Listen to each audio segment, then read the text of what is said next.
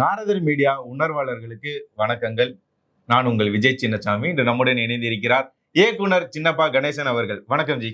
வணக்கம் வணக்கம் வணக்கம். நாரதர் மீடியா உணர்வாளர்களுக்கு எனது பணிவான வணக்கம். பல மாதங்களுக்கு பிறகு நானே இன்னைக்குதான் உங்களை சந்திக்கிறேன். ஆனா நமது நேயர்கள் என்ன ஆச்சு, ஏன் அவர்கிட்ட எடுக்க மாட்டேன்றீங்கன்னு பல கேள்விகளை என்கிட்ட கேட்டுட்டு இருக்காங்க. நம்ம முன்னாடி பேசியிருந்தோம், படத்துக்கான வேலைகள் பாதி கிணறு முடிஞ்சிருச்சு அப்படின்னு ஒரு வீடியோ கொடுத்துருந்தோம். இப்போ அந்த முழு கிணறையும் நம்ம தாண்டிட்டோம். அந்த படத்தை குறித்து படம் முடிந்து விட்டதா, எந்த சூழ்நிலையில இருக்கு அப்படின்றதெல்லாம் கொஞ்சம் நம்ம நேயர்களுக்கு சொல்லிருங்களேன். நிச்சயமாக நம்ம முக்கியமாக நம்முடைய தேசியவாதிகளுக்கு நம்ம இதனுடைய ஒரு அப்டேட்டை நம்ம கண்டிப்பாக அவசியம் கொடுக்கணும். எதனால கொஞ்சம் தாமதிச்சுட்டே வந்தேன் அப்படின்னா, கொஞ்சம் நம்ம படத்தினுடைய சென்சார் முடிஞ்சு சர்டிஃபிகேட்டை கையில் வாங்கிட்டு அதுக்கு பிறகு நம்ம இந்த ஃபர்ஸ்ட் லுக் வெளியிடுறது, ட்ரெய்லர் வெளியிடுறது, அதுக்கு பிறகுள்ள வேலைகளெல்லாம் செய்யலாம் அப்படிங்கிற மாதிரி ஒரு ஐடியாவை வச்சுருந்தேன். இதனால நம்ம தலைப்பையே நம்ம அனௌன்ஸ் பண்ணாமல் இருந்தோம். இப்போ இன்னைக்கு நம்ம ஃபர்ஸ்ட் லுக்கே வெளியே வந்துட்டு இருப்போம் நம்ம பேசிட்டு இருக்கக்கூடிய இந்த நேரத்தில். அப்போ இப்போ இந்துடா வந்து பாருடா, இதுதான் நம்மளுடைய இது ஃபர்ஸ்ட் லுக்கு நம்ம வெளியிட்டு. ஏன் நம்ம வெளியிட்டோம் இப்போ அப்படின்னா, சென்சார் இன்னும் ஆகலை. சென்சாருக்கு அதில் நமக்கு கொஞ்சம் அதிகமான நாளை சென்சாரில் அது ப்ராசஸுக்கு எடுத்திருக்கு. ஏன்னு எனக்கு தெரியல. நம்ம ஜனவரி 9ஆம் தேதி நம்ம படத்தை சென்சாருக்கு அப்ளை பண்ணிட்டோம். ஜனவரி 13ஆம் தேதி படத்தை பார்த்துட்டாங்க. படத்தை பார்த்ததில் அதில் ஒருத்தருக்கு மட்டும் ஏதோ முரண்பட்ட கருத்து இருக்குது அப்படின்னு சொல்லிட்டு அதை ரிவைசிங் கமிட்டிக்கார என்ன வார்த்தை எனக்கு அதிகாரி தரப்புல இருந்து எங்களுக்கு என்ன சொன்னாங்க அப்படின்னா, ஏதாவது ரிஃப்யூசல் கிடையாது, டிஃபரன்ஸ் ஆஃப் ஒப்பீனியன் அப்படிங்கிற ஒரு பாயிண்ட்டை சொன்னாங்க. அதனால எங்களுக்குள்ள ஒருமிச்ச ஒரு முடிவுக்கு வர முடியாததுனால யுனானிமஸாக நாங்கள் ஒரு முடிவு எடுத்து ரிவைசிங் கமிட்டிக்கு நம்ம அனுப்பலாம் அந்த படத்தை அப்படின்னு சொல்லி முடிவு எடுத்துருக்கோன்னு சொன்னாங்க. சரி, நாங்கள் ஒன்றும் சொல்லலை. சரி, ஓகே அப்படின்ட்டோம். சொன்ன உடனே அதனுடைய ப்ராசஸ் ஸ்டார்ட் ஆச்சு. அதாவது அந்த படம் பார்த்தவங்கலாம் ரிப்போர்ட்டை அவங்க ரிப்போர்ட்டை சப்மிட் பண்ணணும். அதை ரீஜனல் ஆஃபீஸர் பார்க்கணும். அதுக்கு பிறகு சேர்மன்கிட்ட போகும், அவரும் அதை ரிவ்யூ பண்ணணும். எல்லாம் பண்ணி முடிச்சுட்டு அதுக்கு பிறகு கடைசியில் ரிவைசிங் கமிட்டிக்குள்ள இது ஓப்பன் ஆகும். அந்த ஆன்லைனில் அதுக்கு தனியாக விண்டோ இருக்குது, அது ஓப்பன் ஆகும். அதில் நாங்கள் ரிவைசிங் கமிட்டிக்குள்ள பேமெண்ட்லாம் பே பண்ணி எல்லாம் பண்ணணும். இந்த ப்ராசஸ் நாங்கள் நம்ம படத்துக்கு பண்ணது ஜனவரி 22. எப்பா, ஜனவரி 22ஆம் தேதி ரிவைசிங் மாசம். ஆமா, ஜனவரி 22ஆம் தேதி ரிவைசிங் கமிட்டிக்குள்ள வேலையை, அதாவது ஆன்லைன்ல அப்ளை பண்றதை முடிச்சிட்டோம். அதுக்கு அடுத்த ஸ்டேட்டஸ் என்ன அப்படின்னா, கமிட்டி ஃபார்மேஷன் அப்படின்னு ஒரு ஸ்டேட்டஸ் தான். அதாவது படம் பார்க்கறதுக்கு 5 பேர் கொண்ட குழு ஏற்கனவே படம் பார்த்துட்டாங்க. இப்போ ரிவைசிங் கமிட்டியில 10 பேர் கொண்ட குழு பார்க்கணும். அப்போ அந்த 5 பேர் கொண்ட குழுல படம் பார்த்த அதிகாரி உட்பட யாருமே இதுல வரக்கூடாது. அது இல்லாத, அது நீங்களாக வேற சென்சார் போர்டில் உள்ள உறுப்பினர்கள் எல்லாம் வரணும். அதுக்கு மேலே தென்னிந்திய இந்த சென்சார் போர்டில் ஒரு வைஸ் பிரசிடென்ட் மாதிரி ஒருத்தர் இருக்காரு, அவங்க ஒருத்தர் வரணும் அப்படின்னு சொல்லுவாங்க. அவங்களும் படம் பார்க்கணும். இப்படி இது வழக்கமான ஃபார்மேட். அப்போ மொத்தம் ஒரு 10 பேர் கொண்ட குழு படம் பார்க்குறதா வச்சுக்குவோம். இவங்க நமக்கு படத்தை பார்த்து அவங்க அந்த சர்டிஃபிகேட் கொடுக்கணும். இதுதான் இப்போ உடைய நிலவரம். பழைய மெத்தடில் என்ன இருந்துச்சு அப்படின்னா, கீழே இந்த 5 பேர் கொண்ட குழு படம் பார்க்கறது ஒன்று. அதுக்கு பிறகு அதுல இருந்து ரிவைசிங், அதில் ஏதாவது பிரச்சனை இருந்துச்சு அப்படின்னா ரிவைசிங் கமிட்டிக்கு போகும் 10 பேர் கொண்ட குழு. அதுக்கு மேலே அதுலேயும் அதில் ஏதாவது பிரச்சனை இருந்துச்சுன்னா ட்ரிபியூனல்னு ஒன்று இருக்கும், அது பாம்பே போகணும். இது பழைய இது. மோடி கவர்மெண்ட் வந்த பிறகு அந்த இப்போ ஒரு 2 வருஷத்துக்கு முன்னாடி அந்த ட்ரிபியூனல் வெட்டி தேவையில்லாத ஒரு ஹானி அப்படின்னு சொல்லிட்டு அதை தூக்கி விட்டுட்டாங்க. இப்போதைக்கு நமக்கு 2 தான். 5 பேர் கொண்ட குழு படம் பார்க்கணும். அதுக்கு அடுத்து ஏதாவது பிரச்சனை இருந்துச்சுன்னா ரிவைசிங் கமிட்டியில் போகும். ரிவைசிங் கமிட்டியில் 10 பேர் கொண்ட குழு. அதில் அநேகமாக படம் இல்லை, எந்த படமாக இருந்தாலும் நம்ம படத்துக்கு முதல்ல ரிஃப்யூசல் இல்லை அப்படிங்கிறத அதுலேயே சொல்லிட்டாங்க. சில சீனு, சில டயலாக்குகள்லாம் முரண்பாடு, அதை அவங்க கட்டுன்னு கொடுத்துருந்தாலே நம்ம சப்மிட் பண்ணிட்டு போயிருப்போம். அது ஏதோ தெரியல, சரி, அது அவங்களுடைய எடுத்த முடிவு, நம்ம அதை ஏற்றுக்கிறோம். அது ரிவைசிங் கமிட்டியில் ஃபார்மேஷனுக்கு இவ்வளவு நாளுங்கிறது அதிகபட்சமான நாள். ஏன்னா இதில் கொஞ்சம் நாலேஜ் உண்டு. இதில் திரௌபதி 1 பேர் வைக்கல. அப்போ திரௌபதி தான், வெறும் திரௌபதி தான். மோகன்ஜியினுடைய படம். அந்த படம் இதே மாதிரி ரிவைசிங் கமிட்டிக்கு வந்துச்சு. நான் தான் அந்த ப்ராசஸை நான் பண்ணினேன். எனக்கு நல்லா ஞாபகம் இருக்குது. 8 நாள்னு நினைக்கிறேன், 8-10 நாள் தான். ரிவைசிங் கமிட்டிக்கு அப்ளை பண்ணலேருந்து ஒரு 10 நாளைக்குள்ள சர்டிஃபிகேட்டே கையில் கொடுத்துட்டு போயிட்டாங்க. அவ்வளோ நாள் தான். அதாவது 10 பேர் கொண்ட குழு படம் பார்க்கணும். படம் பார்த்து அவங்க ரிப்போர்ட்டை சப்மிட் பண்ணணும். அந்த சப்மிட் பண்ண ரிப்போர்ட்டை அதிகாரி, அதாவது ரீஜனல் ஆஃபீஸர் பார்க்கணும், இல்லை சேர்மன் பார்க்கணும். அதுக்கு மேலே அவர் ரிவ்யூ பண்ணணும். ரிவ்யூ பண்ண பிறகு அவங்க ஷோகாஸ் நோட்டீஸ் கொடுப்பாங்க. ஷோகாஸ் கட்லிஸ்ட்னு வச்சுருங்களேன், இந்த இதெல்லாம் மாடிஃபை பண்ணணும்னு சொல்லி ஒரு இதை கொடுத்துருப்பாங்க. மியூட் பண்ணணும், இதை பண்ணணும். அப்படி அதான் மாடிஃபிகேஷன் பேர். அதை பண்ண சொல்லுவாங்க. சில விஷுவலை கம்மி பண்ண சொல்லுவாங்க. ரொம்ப ரத்த கலரியாக இருக்குன்னு அதை கொஞ்சம் கம்மி பண்ண சொல்லுவாங்க. ரிமூவ் பண்ண, எது வேணாலும் சொல்லியிருப்பாங்க. இந்த சஜஷன் எல்லாமே நம்ம எடுத்துக்கணும். எடுத்துட்டு அந்த இந்த இந்த இதுக்கு ஒரு ஷோகாஸ் நோட்டீஸ்னு ஒன்று கொடுப்பாங்க. அதை கட் லிஸ்ட் கொடுப்பாங்கன்னு வச்சிருக்கலாம். மெயிலையும் அனுப்பிடுவாங்க, ஆன்லைன்லையும் போட்டுருவாங்க அந்த வெப்சைட்டுக்குள்ளால. அதை போய் நம்ம எடுத்துட்டு இது வந்து படம் பார்த்த அன்னைக்கே சொல்லிடுவாங்க. இதை ஆத்தன்டிக்காக அதில் வரும், அதிகாரப்பூர்வம் அதில் வரதான் ஃபைனல்.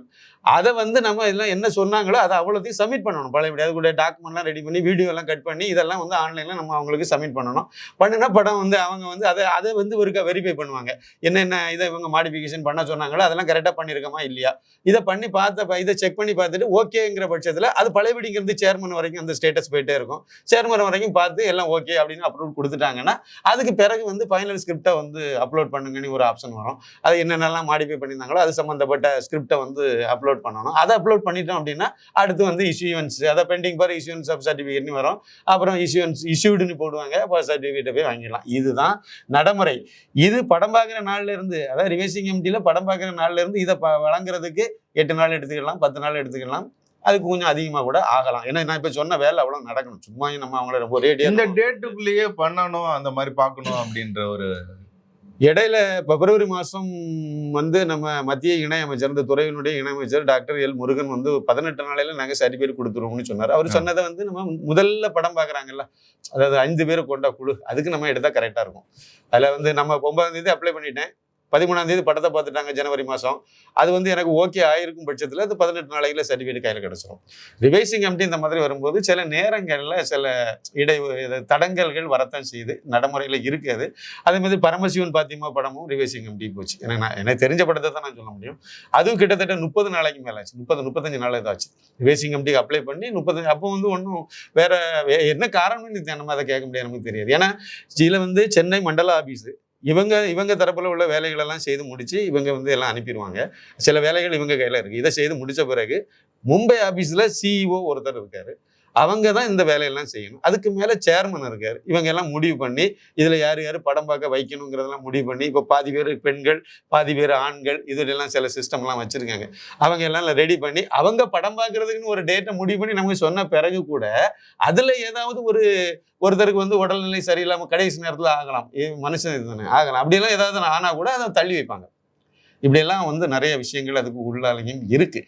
இந்த இடத்துல வந்து இப்போதைக்கு நம்ம சென்னை ரீஜனல் ஆஃபீஸில் அப்படின்னு நம்ம எடுத்தோம், தமிழ் திரைப்படம் அப்படின்னு எடுத்தோம் அப்படின்னா, இப்போதை எனக்கு தெரிஞ்சதை நான் சொல்கிறேன், எடுத்தோம் அப்படின்னா 2 படங்கள் இப்போ வந்து ரிவைசிங் கமிட்டியில் இருக்கு. ஒன்று நம்ம இந்துடா, இன்னொன்று வந்து விஜயனுடைய ஜனநாயகன். 2 படமும் ரிவைசிங் கமிட்டின்னு இருக்கு. எனக்கு ஒரு இது பாருங்களேன், அவருக்கும் சி விஜய், நானும் சி விஜய். அவரும் ஹீரோ, நீங்களும் ஹீரோ. அது 500 கோடி ரூபா ப்ராஜெக்ட், நம்ம 1 கோடி ரூபா ப்ராஜெக்ட், 1 கோடிக்கு உள்ள அப்படின்னு. பரவாயில்ல, நல்லா தான் இருக்கு. நம்ம மோதிர இடம் பெரிய இடம். நம்ம எங்க சார் மோதணும் வந்து கணக்கு போடுறான், யாரு கூட மோதணும். ஆனா ஒண்ணு, சீனியர்ல நம்ம தான் மேல நிற்கும். ரிவைசிங் கமிட்டியில படம் பார்க்க வேண்டியதுல நம்ம வந்து ஜனவரி 22ஆம் தேதி அப்ளை பண்ணிட்டோம். நாள் என்னாச்சு, மார்ச் 13. அப்ப கிட்டத்தட்ட 50 நாளை தாண்டிட்டோம் ரிவைசிங் கமிட்டிக்கு அப்ளை பண்ணி. அவங்க வந்து ஒரு 20 நாள் கூட இருக்காது. கேஸ் நடந்த கோர்ட்டுக்கெல்லாம் போனாங்க, போயிட்டு திருப்பி 2வது வந்தாங்க. வந்து அதுக்கு பிறகு வந்து அந்த ரிவைசிங் கமிட்டியில் நாங்கள் அப்ளை பண்ணுறோம்னு சொல்லிட்டு அப்ளை பண்ணாங்க. அவ்வளோதான். அவங்க அங்கே கேஸை வாபஸ் வாங்கிட்டு தான் பண்ணாங்க. இது பேப்பரில் வந்த செய்தி தான். அதனால 15 20 நாளைக்கு உள்ளால தான் அவங்க பண்ணியிருப்பாங்க. இப்போ நான் வந்து ரொம்ப சீனியராக இருக்கும் நம்ம படம் அப்படின்னு சொல்லும்போது நம்ம படத்தை பார்த்துட்டு தான் அவங்க படத்தை பார்ப்பாங்க. அதெல்லாம் கரெக்டாக விதிமுறைகள் பண்ணுவாங்க. இந்த ஜனநாயகரை நம்ம பேசுனதுனால எனக்கு கொஞ்சம் அனுபவங்கள் இருக்குது இந்த சென்சார் சம்மந்தப்பட்ட விஷயத்தில். அதனால அதில் கூடுதலாக நம்ம ஒரு தகவல், நம்ம சித்தாந்தம் அப்படின்னாவே அவங்க வந்து உடனே சென்சார் போர்டில் கொடுத்துருவாங்க. விஜய் ஒரு நடிக்கவும் தான் அந்த படத்துக்கு சென்சார் போர்டில் வந்து கொடுக்கல, அனுமதி கொடுக்கல, அதனால தான் இவங்க கோர்ட்டுக்கு போனாங்க அப்படின்ற மாதிரிலாம் சொல்லப்பட்டது இல்லைங்களா? ஆனா நம்ம சித்தாந்தம் தான் எடுத்திருக்கோம். அதாவது தமிழ் சினிமாவில் முதல் முறையா ஒரு கேரக்டர் வந்து RSS பூரண கணவேச போட்டுட்டு நடிச்சிருக்குனாலே அது நம்ம படத்துல மட்டும்தான் முதல் முறையா. இது வரைக்கும் தமிழ் சினிமாவில் அந்த மாதிரி எதுவுமே வந்ததில்லை. RSSனுடைய பிரார்த்தனா, நமஸ்தே சதா வக்சலே, இந்த வரியில இந்த பிரார்த்தனாவில் 4 வரியை நான் வந்து படத்துலயே வச்சிருக்கேன்.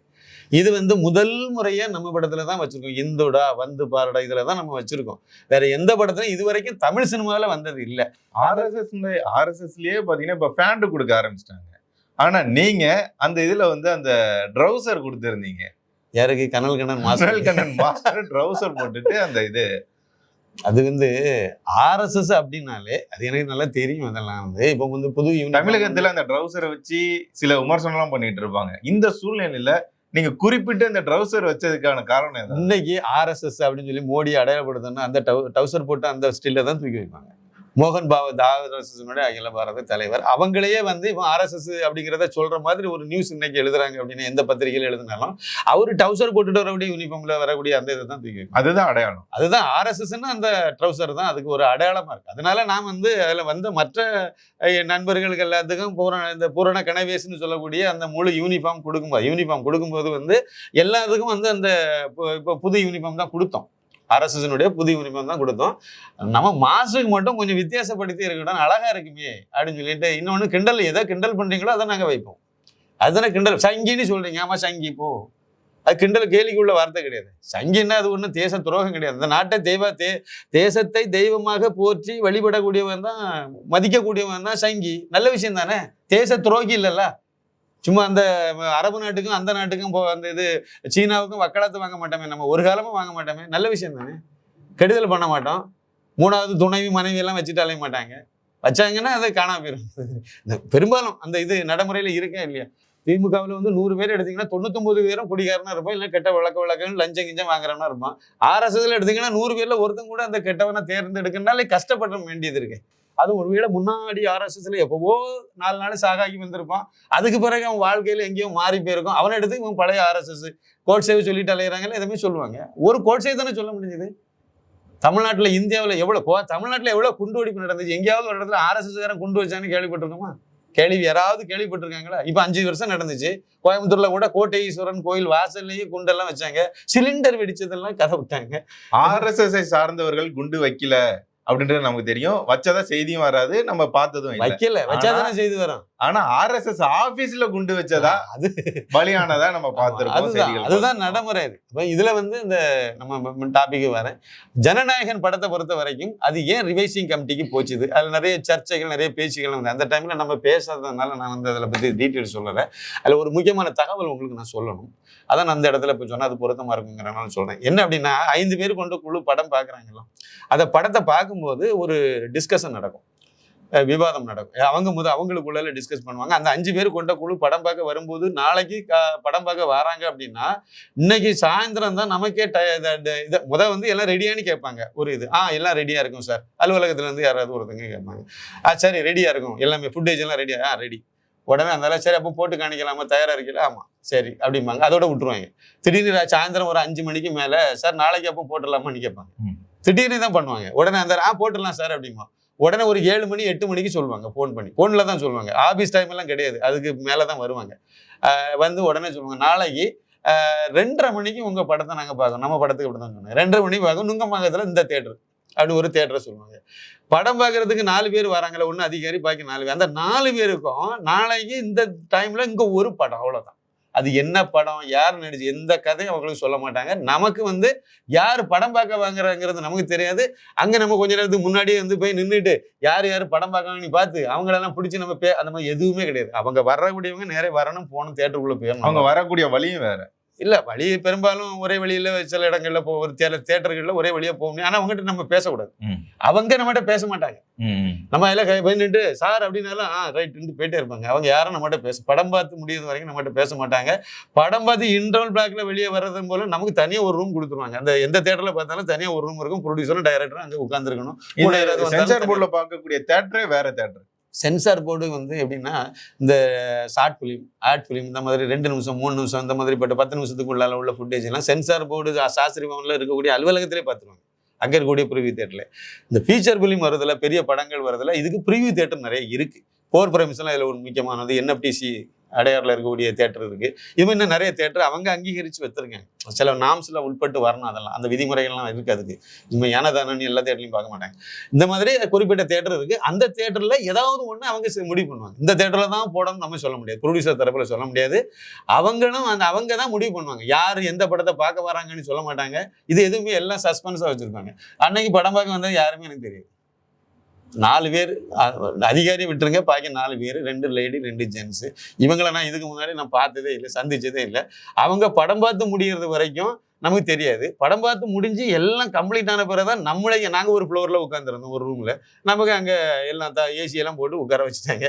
எல்லாம் முடிஞ்ச பிறகு ஒரு ஆஃபீஸ் போய் வந்து கூடுவார், நீங்கள் வந்து வாங்க அப்படின்னு, ரெடி நீங்கள் வரலாமா அப்படின்னு. நம்ம அதுக்கு பிறகு தான் அந்த ஃப்ளோருக்கே போக முடியும்.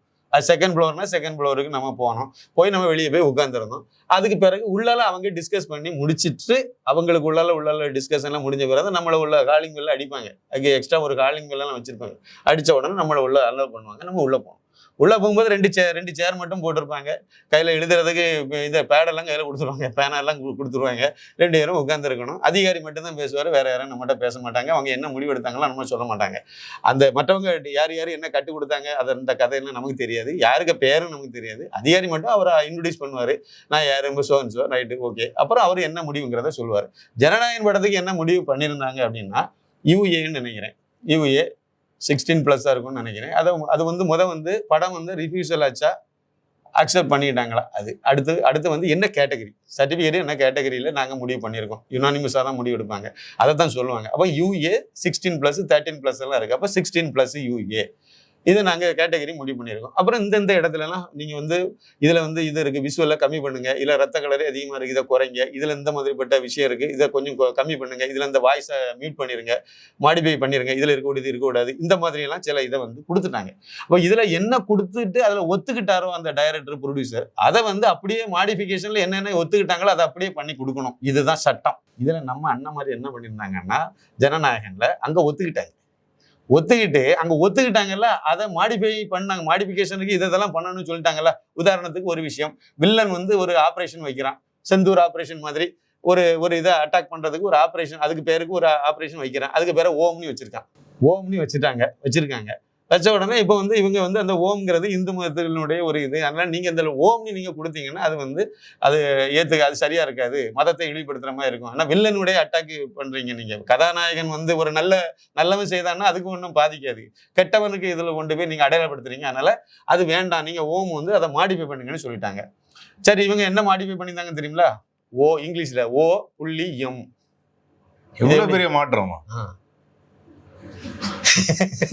அப்போ இந்த மாதிரி இது வீம்புக்கு பண்ண மாதிரி இருக்குல்ல. இப்போ வந்து சர்ச்சையை வந்து இடிக்கிற மாதிரி சீன் வச்சிருக்காங்களாம், மசூதியை இடிக்க மாதிரி இந்துக்காரங்க இடிக்கிற மாதிரி எல்லாம் வச்சிருக்காங்களாம். ஒரு 1/2 மணி நேரம் கிட்டத்தட்ட தோராயமா கிடைச்ச தகவல் அந்த மாதிரிப்பட்ட விஷுவல் எல்லாம் காணிச்சிட்டீங்க. கடைசியில வந்து இந்துக்களை அதை பேலன்ஸ் பண்ணணும்ல. இந்துக்காரன் வந்து அதெல்லாம் உடைச்சிட்டான், என்னமோ வந்து கிறிஸ்தவன் இல்லை முஸ்லீம் வந்து இந்து கோயிலையும் இடிச்சான், இல்லைன்னா வந்து ஏதோ ஒன்று அதை பேலன்ஸ் பண்றதுக்கு அது வந்து ஒரு ரொம்ப கம்மியா வச்சு விட்டுருக்காங்களாம். அதாவது நீங்க இந்து மதத்தை இழிவுபடுத்துற மாதிரி ஒன்றை செய்துட்டீங்க, அப்புறம் இந்து மதத்தை இழிவுபடுத்தாத மாதிரியும் ஒன்று அதை பேலன்ஸ் பண்ணணும். அப்பதான் வந்து ஜஸ்டிஃபிகேஷன் சரியா வரும். அப்போ அந்த ஜஸ்டிஃபிகேஷனுக்கு அவங்க வந்து அதை பார்க்குறாங்க. அதை பார்க்கும்போது அதில் நீங்க இதெல்லாம் குறைங்கன்னு சொல்லியிருக்காங்க, குறைக்கல. எதை குறைக்கிறதா ஒத்துக்கிட்டாங்களோ அதை குறைக்கல. இவங்க வந்து ஷோகாஸ் நோட்டீஸ்னு கொடுக்குறது எல்லாமே ரொம்ப தெளிவாக வேற போட்டுருவாங்க. அதுக்கு முன்னாடி நீங்க விவாதம் பண்ணலாம். எங்க உள்ள போய் நம்மளை கூப்பிட்டு உட்கார வைக்கும்போது எங்களுக்கு விவாதத்துக்கு வாய்ப்பு இல்லைன்னா தேவைப்படல.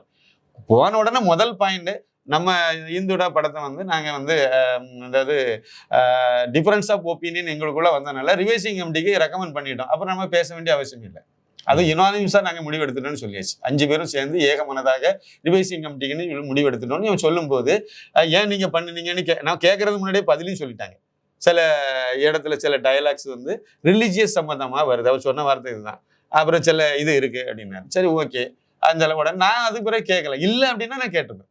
இல்லை அப்படின்னா இப்போ கட்டு கொடுக்குறாங்க அப்படின்னா இந்த இடத்துல வந்து இந்த மாதிரி கிறிஸ்தவ ஒரு கேரக்டர் வந்து பிட் நோட்டீஸ் கொடுக்குற மாதிரி இருக்கு, இதுக்கு வந்து நாங்கள் அப்போஸ் பண்ணோம், உதாரணத்துக்கு சொல்றோம். அந்த மாதிரி அவங்க சொல்றாங்கன்னா அது காரணம் சொல்லணும், விளக்கம் சொல்லணும். அந்த விளக்கம் ஏற்றுக்கொள்ளப்பட்டது அப்படின்னா ஓகே, முடிஞ்சது. ஜஸ்டிஃபிகேஷன் ஒரு வார்த்தையை நான் பயன்படுத்தியிருப்பேன், அதை வந்து அவங்க வந்து கொஞ்சம் கெட்ட வார்த்தை அப்படிங்கிற மாதிரி மீனிங்ல அதை எடுக்கிறாங்க. நான் சொல்றேன் இது வந்து எங்க கிராமத்தில் இது வந்து ஸ்லாங்கு இந்த மாதிரி இருக்கு அப்படின்னு சொல்லிட்டு நான் சொல்றேன்னா ஓகே அப்படின்னா அதை ஜஸ்டிஃபை பண்ணிட்டேன் அப்படின்னா அதை ஓகே அக்செப்டட், அவ்வளவுதான். அதுல நான் சொல்றதை அவங்க ஒரு டைரக்டராக சொல்றேன், அவங்க அக்செப்ட் பண்ணிட்டாங்களோ அதை அப்படியே நம்ம ஒத்துக்கலாம். எதை வந்து அவங்க அக்செப்ட் பண்ணல, இல்லைங்க இது இப்படிதான் பண்ணணும்னு ஃபைனலா முடிவு ஆயிட்டு அப்படின்னா அதை வந்து டைரக்டர் வந்து அதை மாடிஃபை பண்ணி ஆகணும். இதுல ஜனநாயகன்ல பண்ணல. இது அதான் ஓமுக்கு வந்து O.M வச்சிருக்காங்கன்னா எவ்வளவு பெரிய அறிவாளிகள். இதுக்கு வந்து நம்ம விஜய் போய் சொல்ல முடியாது, நம்ம இல்லை ஏதோ யார் பண்ணாலும் நமக்கு தெரியாது. நான் கேள்விப்பட்டது இதுதான், அது ஆத்தன்டிக்கான விஷயம் தான், ஒன்றும் பொய் சொல்ற மாதிரிலாம் இல்லை. அதனால அந்த படத்தை வந்து என்ன பண்ணிட்டாங்கன்னா இதை வந்து நேரே சேர்மனுக்கு உடனே சேர்மன் தான் இல்லை டிசைட் இல்லை. இன்னொரு முக்கியமான விஷயம் இருக்கு. கீழே நமக்கு வந்து ஒரே ஒருத்தங்க தான் அப்போஸ் பண்ணியிருந்தாங்க. 4 பேர் வரல, ஒருத்தங்க தான் அப்போஸ் பண்ணியிருந்தாங்க. 3 பேர் வந்து பாசிட்டிவா கொடுத்துட்டாங்க. சில கட்ஸ் குறிப்பிட்ட இதை சொல்லிட்டு இதை வந்து ஓகேன்னு சொல்லிட்டாங்க. அப்புறம் ஏன் வந்து இதை வந்து பண்ணல? இதை வந்து அப்பவே அங்கே சர்டிஃபிகேட் இஷ்யூ பண்ணிட்டு போலாமே, ஏன் இதை பண்ணல அப்படின்னா சேர்மனுக்கு தனியா ஒரு அதிகாரம் கொடுத்து வச்சிருக்காங்க. சேர்மன் டிசைட் பண்ணிடலாம், இதுக்கு சர்டிஃபிகேட் கொடுக்கணும்னு நினைச்சாருன்னா எனக்கு சர்டிஃபிகேட் தந்திருக்கலாம். இல்ல 3 பேர் வந்து இப்படி சொல்லியிருக்காங்க, ஒருத்தன் மட்டும் அப்போஸ் பண்ணியிருக்காங்க, அதனால வந்து மெஜாரிட்டி வந்து ஆதரிச்சுட்டாங்க, அதனால வந்து அவரு கொடுக்கலாம் அப்படின்னு சொல்லிட்டு முடிவு பண்ணதான். அதை வந்து இவங்க கொஸ்டின் பண்ண முடியல. அந்த மாதிரி அவருக்கு இருக்கு, பவர் இருக்கு. இதுல இவங்க வந்து இல்ல பரவாயில்ல 3 பேர் மெஜாரிட்டி வந்து இதை சப்போர்ட் பண்ணனாலும் கூட அந்த இது வந்து வேண்டாம், ரிவைசிங் கமிட்டிக்கே போட்டோம் அப்படின்னு சொல்லி அவர் எடுத்ததுதான். இப்ப நம்ம ஜனநாயகம்ல என்ன கதை வந்துச்சுன்னா, இவங்க மாடிஃபை பண்ணின விஷயங்களை சரியா செய்யலைங்கிற கம்ப்ளைண்ட்டை அவங்க நிறைய ரிப்போர்ட்டா கொடுத்துட்டாங்க சேர்மனுக்கு. அப்ப இங்க என்ன சொன்னாங்க, 16+ உங்களுக்கு சர்டிஃபிகேட் கொடுத்துடலாம்னு சொல்லிட்டாங்க, இதெல்லாம் மாடிஃபை பண்ணுங்கன்னு சொல்லிட்டாங்க. சொல்லி முடிச்சுட்டு விட்டுட்டாங்க. அவரும் வெளியே வந்துட்டாரு. வெளியே வந்த பிறகு இப்போ வந்து அது சேர்மன் வந்து அது எப்படி சர்டிஃபிகேட் கொடுத்த நிறைய மேதாவிகள் செய்யாறு பாலுன்னு ஒருத்தர் இருக்காரு, யூடியூபர், நல்லா நிறைய விஷயங்கள் நிறைய எடுத்து கொடுக்குறாரு. நான் நினைச்சேன் அவருக்கு எப்படி இது தெரியாம இருக்கு, அது எப்படி சர்டிஃபிகேட் கொடுத்த பிறகு ஒண்ணுமே செய்ய முடியாது. சர்டிஃபிகேட் கொடுத்தா தான் கோர்ட்ல கொண்டு போய் வீசி இருக்க மாட்டாங்க இவங்க. இந்த அருக்கு சர்டிஃபிகேட் சென்சார் போர்ட்ல கொடுத்துட்டு இப்போ வேண்டான்னு அப்படிலாம் ரிவோக் பண்ண முடியாது, பண்ண மாட்டாங்க. சர்டிஃபிகேட் ஒன்ஸ் கொடுத்தே தான். அது பிறகு அவன் சர்டிஃபிகேட் ஏன் கொடுத்தாங்கிற காரணத்தான் ஜஸ்டிஃபை அவன் தான் பண்ணணும். சென்சார் போர்டில் உள்ளவங்க தான் போய் கோர்ட்ல போய் சொல்லணுமே ஒழிய இது கிடையாது. சர்டிஃபிகேட் கொடுக்கறதுக்கு முன்னாடி சேர்மனுக்கு அவருக்கு பவர் இருக்கு. அது சர்டிஃபிகேட் ரிவைசிங் கமிட்டிக்கு அனுப்புறதுக்கு பவர் இருக்கு. திரௌபதி 1ல் இந்த மாதிரி நடந்துச்சு. திரௌபதி 1 படத்துக்கு வந்து பார்த்துட்டாங்க. அது உண்மையான விஷயம். படத்தை பார்த்துட்டு மோகன்ஜிட்ட சொல்லிட்டாங்க. அதுவும் இவ தான் நினைக்கிறேன், இவ ஏதோ வந்துச்சு. அதுல சர்டிஃபிகேட் உங்களுக்கு இதுதான் சொல்லிட்டாங்க, இதெல்லாம் கட் பண்ணுங்கன்னு சொல்லிட்டாங்க. அந்த கட் பண்ணக்கூடிய லிஸ்ட்டும் எனக்கு கொடுத்துட்டாங்க. நான் வந்து அதெல்லாம் ரெடி பண்ணிட்டு இருக்கேன்.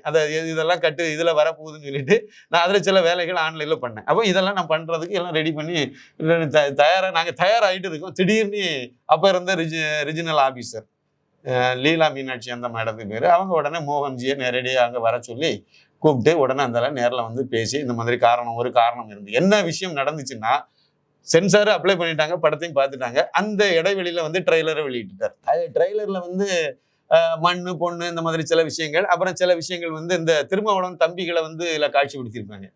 உண்மையும் கூட அது நாடக காதல் சம்பந்தமான சில டைலாக் அதெல்லாம் உள்ள த்ரோ ஆயிட்டு. இப்ப ட்ரெய்லர்ல வந்தவொடனே அவங்க வந்து கம்ப்ளைண்ட் பண்ணிட்டாங்க. அது யாரு திருமாவளவன் தான் பண்ணாரா இல்லையான்னு எனக்கு தெரியாது. அவங்க தரப்புல இருந்து பண்ணாங்கிறது உறுதி. அவங்க வந்து இந்த படத்துல வந்து இந்த மாதிரி ஜாதி ரீதியான விஷயத்த வந்து இவங்க வச்சிருக்காங்க, அதனால இந்த படத்தை வெளியிடக்கூடாது, ஏதோ அது அவங்க தரப்புல என்ன கடிதம் எழுதணுமோ அதை எழுதி ஒரு புகாரை வந்து சேர்மனுக்கு அனுப்பிட்டாங்க. அன்னைக்கு இருந்த SC ST வைஸ் சேர்மனுக்கும் அனுப்பிட்டாங்க. இந்த புகாரெல்லாம் நேரே சென்சார் போர்டுக்கு தான் போயிருக்கு, சேர்மனுக்கு போயிட்டு சேர்மன் வந்து உடனே ஒரு ரிவைசிங் கமிட்டிக்கு அனுப்பிடுங்க, என்ன பிரச்சனை வருது இந்த படத்துக்கு, அப்போ ரிவைசிங் கமிட்டிக்கு அனுப்புங்க. அப்போ இந்த அம்மா கூப்பிட்டு உண்மையிலே நம்ம மோகன்ஜியை கூப்பிட்டு, ஏங்க ஒரு 4 நாள் பொறுத்திருக்க வேண்டியது, சர்டிஃபிகேட்டை கையில் வாங்கிட்டு அதுக்கு பிறகு நீங்கள் வந்து ட்ரெய்லரை வெளியிட்டு இருக்க வேண்டியது, அதுக்கிடையில ஏன் அந்த மாதிரி பண்ணீங்க? இப்போ அதனால ரிவைசிங் கமிட்டி சேர்மனுக்கு அதிகாரம் இருக்கு, நீங்கள் அப்ளை பண்ணுங்க. நாங்கள் ஒரு 8 நாளையில சர்டிஃபிகேட் கொடுத்துட்டாங்க. அது வேற, உடனே படத்தை பார்த்தாங்க, ரிவைசிங் கமிட்டி உடனே அப்ளை பண்ணாரு. டக்குன்னு வேலை நடந்துச்சு. அது டக்குன்னு ஏன் நடந்துச்சு, இன்னைக்கு ஏன் நடக்கலன்னு நான் கேள்வி கேட்க முடியாது. ஏன்னா அன்னைக்கு ஏதோ படம் இல்லாமல் இருந்திருக்கு. ஏன்னா இந்த ரிவைசிங் கமிட்டியில ஒரு பெரிய பிரச்சனை வெறும் தமிழ் சினிமாவுக்கு மட்டும் கிடையாது. அது ஒரு இப்ப சவுத் இந்தியாவுக்குன்னு ஒருத்தர் இருக்காரு. அதை முன்னாடி SV சேகர் இருந்தாரு, அப்புறம் கௌதமி இருந்தாங்க, இவங்க எல்லாம் அந்த பொறுப்புல இருந்தாங்க. இவங்க அதுல படம் பார்க்க வரணும். அப்ப அவங்க வரணும் அப்படின்னா அவங்க தமிழுக்கு மட்டும் இல்ல, மலையாளத்துக்கும் அவங்க தான், கன்னடத்துக்கும் அவங்க தான், தெலுங்குக்கும் அவங்க தான். இந்த 4 மொழியிலும் இதே மாதிரி ரிவைசிங் கமிட்டியில வரக்கூடிய படங்கள் எல்லாமே இவங்க தான் போய் பார்க்கணும். அப்போ இவங்களுடைய டைம் வேணும். இவங்களுக்கு உடலுக்கு திடீர்னு சரியில்லைன்னாலும் வந்து பண்ண முடியாது. அதை நீங்க கன்சிடர் பண்ணி தான் ஆகணும்.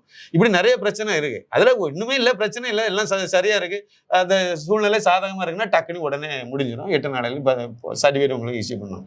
இதுலதான் ஜனநாயகம் படம் இப்படிதான் மாட்டிச்சுது. அதை வந்து அரசியலாக்குனாங்க வெளியெல்லாம், அதை வந்து ஒரு பெரிய இதா சொல்லி இப்ப கூட பாருங்க. ஆனா நீங்க இன்னும் அரசியல் பண்ணாம இருக்கீங்க. அப்போ இல்ல அப்படி இல்ல, அதுல அரசியல் பண்றதுக்கு அவரு கட்சி நடத்துறாரு, நான் கட்சி நடத்துறேன். பல போராட்டங்கள் தாண்டி படத்தை முடிச்சு அரைக்கிணறு தாண்டி முழு கிணறு தாண்டி அதாவது குழந்தை பிறகுனா வலியை தாங்கிதான் ஆகணும், அந்த கான்செப்ட்.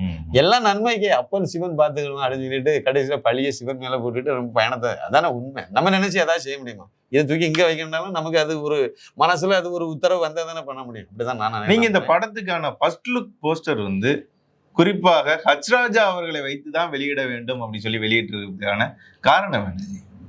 ஒரு தர்ம போராளியை வச்சு வெளியிட்டிருக்கோம், அவ்வளவுதான். அதாவது ஃபர்ஸ்ட் லுக்ல வந்து நம்ம எதை வந்து மீன் பண்ணியிருக்கோம், எதை கொண்டு வந்திருக்கோம் அப்படின்னா, இந்த படத்தினுடைய ஒரு முக்கியமான கேரக்டர் நடிச்சிருக்கிறது கனல் கண்ணன் மாஸ்டர் நடிச்சிருக்காங்க. அவங்க நடிச்சிருக்காங்கிறத விட அவங்க நடிச்ச அந்த கதாபாத்திரம் முக்கியமானது. அவர் வந்து ஒரு வக்கீல், ஒரு சீனியர் அட்வொகேட் அப்படிங்கிற கேரக்டர்ல அவர் நடிக்கிற, ஹைகோர்ட்ல சீனியர் அட்வொகேட்டுங்கிற ஒரு கேரக்டர்ல நடிக்கிறாரு. சிதம்பரம் பிள்ளை அவருக்கு பேரு படத்துல. அப்படியே பேசி பல தகவலை சொல்லிடுறீங்க. அவருக்கு கேரக்டர் பேரை சொல்லுவோம், சிதம்பரம் பிள்ளை. அப்ப அந்த கேரக்டர்ல அவர் நடிக்கிறாரு. கதாநாயகிக்காக அவர் கோர்ட்ல வந்து அப்பியர் ஆகக்கூடிய ஒரு கேரக்டர். ஆனா அடிப்படையில அவர் வந்து ஒரு RSS சுயம் சேவை. அவர் வந்து அவருடைய வீடு இருக்கக்கூடிய பகுதியில் வந்து சாகா நடத்துறவர். ஷாக்கா நடத்தக்கூடிய ஒரு RSSகாரராக அவர் வர்றாரு. ஒரு நேர்மையான ஆளு. இந்த அவரே வந்து காசு வாங்காம தான் இந்த கேஸ் அவர் நடத்துற மாதிரி தான் அதில் கொண்டு வரும். உதவணுங்கிற நோக்கத்தில் அவர் பண்றாரு. அப்படி எடுத்துக்கணும், என்ன உதவி தேவைப்பட்டாலும் நான் பண்றேங்கிற மாதிரி தான் கதாநாயகி ஒரு சந்தர்ப்பத்தில் அவரே ஃபோன் பண்ணி சொல்லியிருப்பார். இந்த விஷயம் அவருக்கு தெரிய வரும்போது சொல்லியிருப்பாரு. அதுக்கு அடிப்படையில் கதாநாயகன் எல்லாம் போய் பார்ப்பாங்க, பேசுவாங்க. அவர் வந்து அதுக்கு தீர்ப்பு வாங்கி கொடுப்பார். தீர்ப்புன்னா அவர் ஒன்றும் காசு கொடுத்து வாங்குறது இல்லை. அதை சட்ட ரீதியாக அதுக்கு கரெக்டான இதெல்லாம் எடுத்து நிறைய விஷயங்கள்லாம் பண்ணுவார். இப்படி வருது. அப்போ RSS இதுல வந்து அவரு இருக்காருங்கிறது அந்த அதான் RSS பூரண கனவேஸ் யூனிஃபார்ம். அந்த யூனிஃபார்ம்ல உள்ள ஸ்டில்ல நம்ம போடணுங்கிற ஒரு எண்ணம் எனக்கு. அது படத்தை தொடங்குற முன்னாடி இப்படிதான் பண்ணணும் அப்படின்னு நினைச்சேன். இன்னொரு முக்கியமான விஷயம் இருக்கு. நம்ம ஒவ்வொருத்தருக்கும் அவங்க மனசுல சில விஷயங்கள் இருக்கும்ல. கனல் கண்ணன் மாஸ்டர் வந்து நான் ஏன் இதுல இந்த கேரக்டர்ல நடிக்க வைக்கணும் அப்படிங்கிறதுல ஒரு முக்கியமான காரணம் அது. மாஸ்டருக்கு என்ன தெரியுது என்ன அப்படின்னா, அவருக்கு நான் ஒரு மரியாதை செய்யணும்னு நினைச்சேன். உண்மையான விஷயம் அதுதான். அவருக்கு நான் ஒரு மரியாதை செய்யணும் அப்படின்னு சொல்லி நினைச்சேன். ஏன் அப்படின்னா, அவரு பீக்ல இருக்கும்போது, இப்ப அவர் வந்து இப்பவும் அவர் ஃபைட் மாஸ்டரா தான் இருக்காரு. இப்பவும் வந்து சுந்தர்சி படம்லாம் இப்போ நம்ம பேசிட்டு இருக்க நேரத்துல அதனுடைய ஷூட்டிங் எல்லாம் ஃபைட்லாம் அவர் பண்ணிட்டு இருக்காரு. அதை ஒரு போயிட்டு தான் இருக்காரு. ஆனா ஒரு சமயத்துல இதை விட பிஸியா இருந்தார். ரொம்ப ரொம்ப பிஸியா இருந்த நேரம். கமல்ஹாசன் படம், ரஜினிகாந்த் படம், சிரஞ்சீவி படம், மம்மூட்டி படம், எல்லா படங்களுக்கும் ஒரே டைம் ஆள் வட இந்திய இந்தி படங்கள் எல்லாம் கூட அவர் பண்ணிட்டு இருந்த அந்த நேரத்துல தான் இந்து முன்னணியில வந்து சேர்ந்தார்.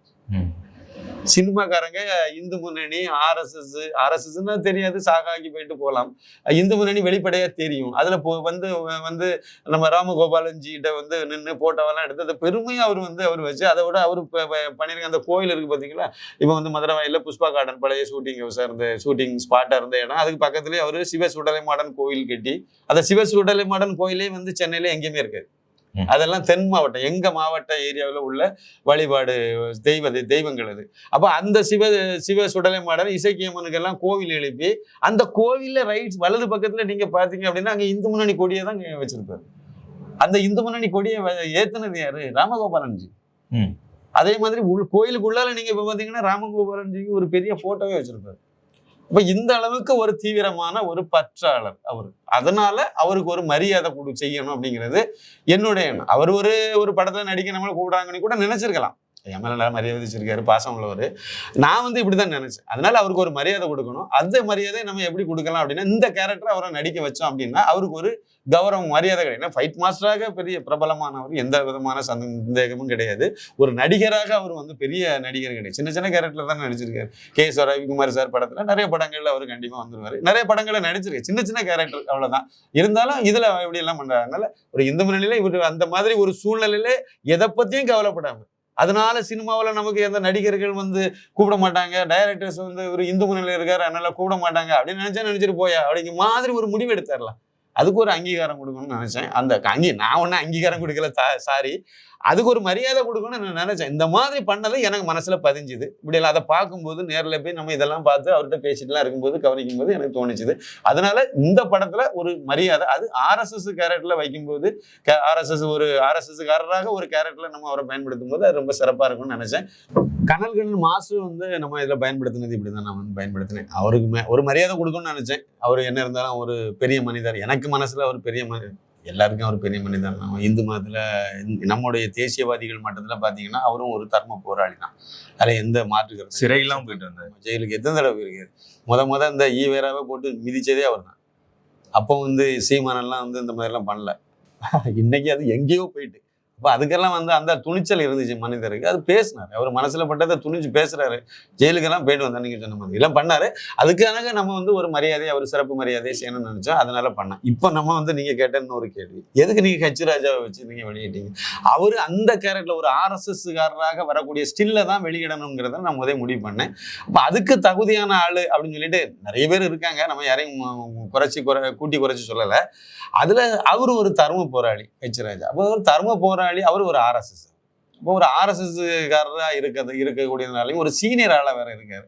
அப்போ அதனால எனக்கு அவரை ரொம்ப பிடிக்கும். ஏன்னா நிறைய விஷயங்கள் நான் வந்து பல இடங்கள்ல வந்து ஈவேராவை போட்டு நிறைய இதெல்லாம் சொன்னேன் அப்படின்னா, இப்போ ஒரு டயலாக் சொல்றேனே, வெள்ளைக்காரனை வந்து காந்தியாருக்கு பைத்தியம் பிடித்து விட்டது. யார் சொன்னது? ஈவேரா. காந்தியாருக்கு பைத்தியம் பிடித்து விட்டது, வெள்ளைக்காரன் போனா ஒரு குண்டூசி கூட நம்ம தயாரிக்க முடியாது, இப்படியெல்லாம் அவர் சொன்னாரு. அது மாதிரி இங்க இருந்து நேரே ட்ரெயின் ஏறி போய் ஒரு வந்து முகமது அலி ஜின்னாட்ட போய் இருந்துட்டு, நீ பாகிஸ்தான் ஒரு இதை கேளு, நான் வந்து திராவிடஸ்தான் கேட்கிறேன், இப்படி சொல்லிட்டு வந்தாரு. இது மாதிரி நிறைய கதை வண்டவாளத்தெல்லாம் தூக்கி வெளியே கொண்டு வந்தது வந்து எனக்கு தெரிஞ்சதுல அந்த சமயத்துல உள்ள இதுல முதல் முறையா கேட்டது நான் அவருடைய பேச்சு தான். அவர்கிட்ட இருந்து நிறைய விஷயங்கள் அவர் பேசுறதை கேட்டு அப்புறம் தான் நம்ம அதுக்குள்ளால நிறைய விஷயங்கள் எல்லாம் தெரிய ஆரம்பிச்சோம். அதனால அப்படி ஒரு தர்ம போராளி ஹெச் ராஜா அவங்க.